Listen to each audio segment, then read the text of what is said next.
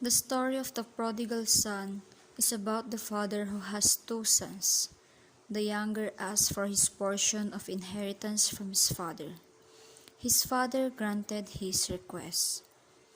Jacob, the younger son, leaves his father's farm to seek his fortune in the city, he eventually becoming destitute. As consequence, he now must return home empty-handed and intend to beg his father to accept him back as servant. He is surprised because he is not scorned by his father, but is welcomed back with celebration and welcoming party. The story of the prodigal son is a very concrete example of God's love and forgiveness.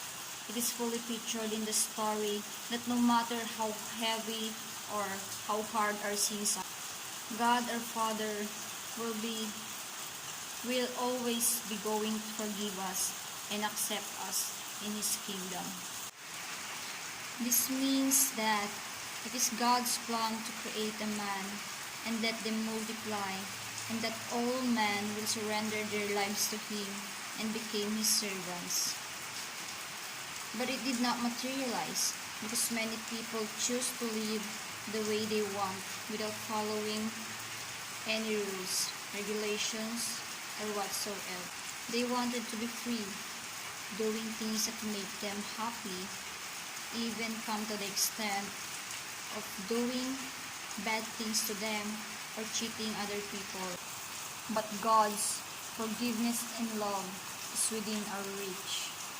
If a blasphemer, cheater, or a man of evil works will come to Him and ask for forgiveness, accepting that what he had done is wrong and is ready to be ruled by God, then there will be no acts of resistance. He will forgive him and clean him from all his sins. Just like what the father of the prodigal son did. He even ordered his men to have a feast instead of throwing his son away. Anyway, he all get his past on his father's riches. The parable of the Good Samaritan is told by Jesus in the Gospel of Luke. The phrase Good Samaritan means someone who helps a stranger. The story of Good Samaritan is Jesus' way on telling that we should love one another, even your enemies, that in this wide world, we should not choose only some people to love. In the story, the traveler was beaten, stripped of clothing, and left half dead along the roadside. People come and go, but nobody helped him.